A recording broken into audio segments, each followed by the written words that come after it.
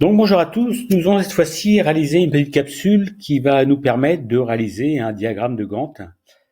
C'est-à-dire que on souhaiterait avoir un planning avec une visibilité sur les périodes à visiter. Donc là, nous avons donc en colonne A des clients qui vont bénéficier de visites de commerciaux, par exemple, avec une date de début et de fin. Donc on souhaiterait voir quelles sont les périodes pendant lesquelles ces clients vont être visités pendant le mois de janvier. Alors, donc ce qu'on souhaiterait, c'est mettre un coloris, peu importe lequel, et obtenir finalement, si je vais sur l'onglet Objectif, un résultat analogue à celui-ci. Donc là, vous voyez par exemple le client à Paris, il va être visité à partir du début janvier jusqu'au 5 janvier, et on voit qu'il y a 4 casques qui sont colorés, le 2, le 3, le 4, le 5, et ainsi de suite. D'accord ? Et pour ce faire, on souhaite le faire avec une seule et unique formule. C'est-à-dire que je vais, dans un premier temps, donc saisir la formule en D4, d'accord ? Et cette formule, en fait, je vais la copier et la faire glisser sur l'ensemble de mon tableau pour obtenir le résultat tel que présenté sur l'objectif. Alors, la formule en elle-même n'est pas très compliquée, c'est juste une formule conditionnelle, une formule, donc la formule si, auquel on va rajouter donc la formule et. Donc, en l'occurrence, quelle est la question qu'on va se poser? On va se poser la question, vous voyez, si je prends par exemple le client parisien, si je me situe ici au 2 janvier,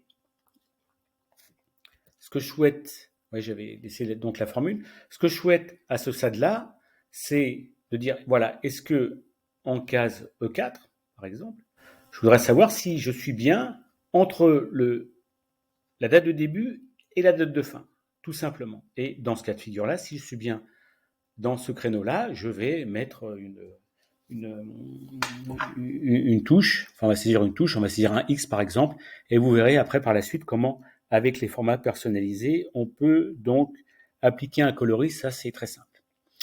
Alors pour bien comprendre ce principe-là, avant qu'on pénètre finalement, rentre un peu plus dans le détail dans la formule proprement dite, ce qu'il faut bien comprendre, c'est qu'en termes de date, vous voyez, les dates, alors, par exemple, vous voyez, je prends le 2 janvier ici, là j'ai bien un format de date qui a été spécifié, et vous voyez, donc en nombre, la date me donne 44 198. En fait, ce chiffre-là, c'est le nombre de jours qui se sont écoulés dans le calendrier depuis le 1er janvier 1900.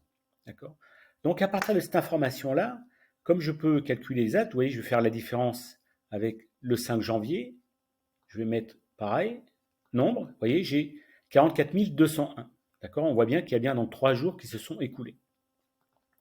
Donc, qu'est-ce qu'on va faire? On va réaliser donc la formule tout simplement en calculant donc la correspondance. Donc, tout simplement, comme je vous l'ai dit, la formule, c'est la formule si égale, j'entre le si, d'accord? J'ouvre la parenthèse, donc je vous rappelle, la formule si nécessite de saisir 3 paramètres. Le premier, c'est quel est le test logique que je souhaite réaliser. Le deuxième paramètre, c'est si ce test logique est vrai, qu'est-ce que je fais? Et par défaut, s'il est faux, qu'est-ce que je fais? Donc, 3 paramètres.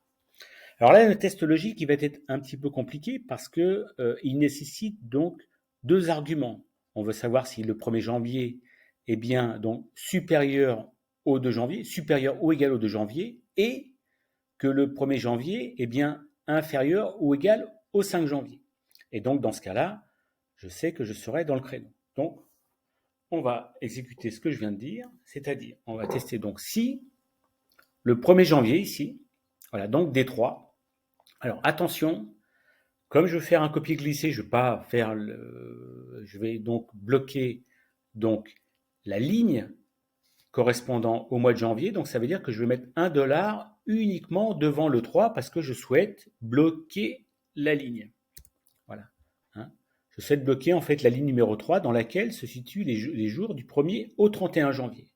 Donc là, si D$3 est supérieur à ma date de début, donc ici, donc AB4 ici 2 janvier, alors attention, les dates de début sont en colonne B, donc je vais bloquer la colonne B en mettant $1 devant le B.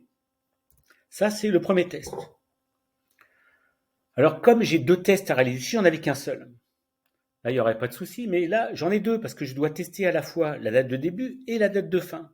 Donc là, dans mon test logique, je vais inclure une formule, la formule ET, tout simplement, d'accord, qui, vous voyez, comme il l'indique, vérifie si tous les arguments sont vrais et renvoie vrai si tous les arguments sont vrais.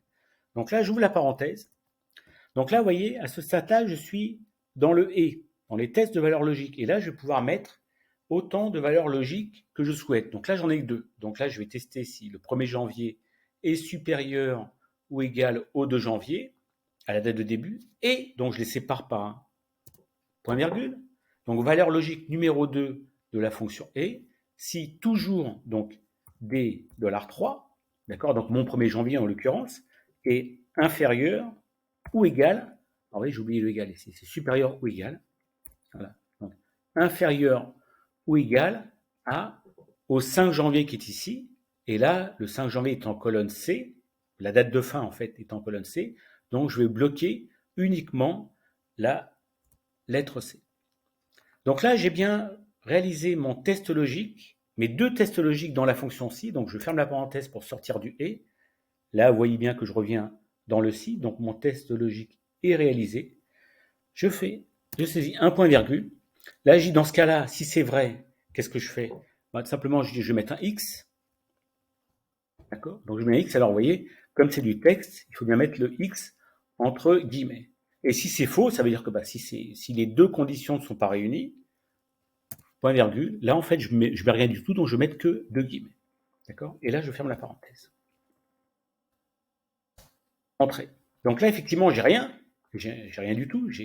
Pourquoi? Parce que le 1er janvier n'est pas dans la tranche du 2 et du 5 janvier. Donc là j'ai saisi ma cellule, je fais copier-glisser. Ah, ça a l'air d'être bien, ça a l'air d'être bon, vous voyez, entre le 2 et 5. Et là je vais aller jusqu'au bout, je vais descendre. Voilà. D'accord. Donc là j'ai mon planning.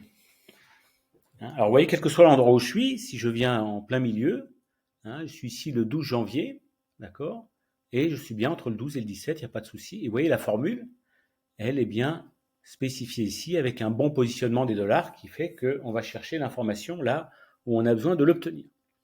Ça, c'est la première des choses. Alors, n'oublions pas que par rapport à l'objectif, on souhaite colorier les cases dans lesquelles finalement nous avons des X. Alors, on ne va pas s'amuser à le faire à la main. Alors, heureusement, nous avons ici les mises en forme conditionnelles. Qu'est-ce qu'on va faire avec ces mises en forme conditionnelles? Eh bien, on va dire finalement qu'à chaque fois qu'on a un X, on va mettre un coloris et on va colorier non seulement le fond de la cellule, mais en plus la police de caractère. Donc là, on y va. Donc, on prend l'ensemble de la plage des formules que nous avons saisies. Nous allons ensuite donc dans mise en forme conditionnelle. Et là, on va dans les règles de mise en forme, de mise en surbrillance des cellules.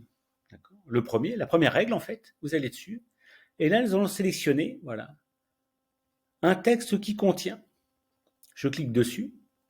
Et là, voilà, mettre en forme les cellules contenant le texte. Je vais mettre X. Donc, dans ce cas-là, qu'est-ce que je souhaite? On va essayer de reprendre un petit peu, on va prendre un format personnalisé, parce que ce qui nous est proposé ne nous convient pas. On va dans format personnalisé. Et là, ce que nous allons choisir le remplissage. Ce qu'on va faire, on va prendre un vert aussi, on va prendre le même vert qu'il y a. Donc là, ici, nous allons choisir ce petit vert ici. D'accord? OK. Donc là, on a choisi le vert qui est spécifié ici, plus la police ici. On va remettre exactement le même vert, donc celui en haut à droite. Et là, je fais OK. Encore OK. Et là, vous voyez, donc les X ont été masqués parce que le X, il a la couleur verte, et en plus, le format, donc, à ce stade-là, vous voyez, j'ai bien mon diagramme de Gantt, il fonctionne très bien.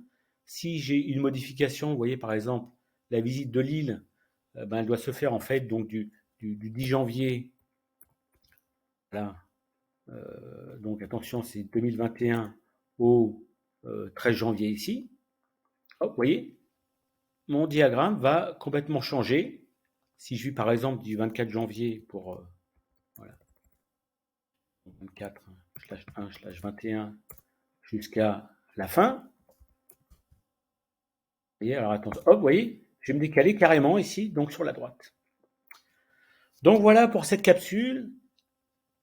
Diagramme de Gantt, donc c'est pas très compliqué. Donc je vous rappelle ici donc la formule, elle est ici.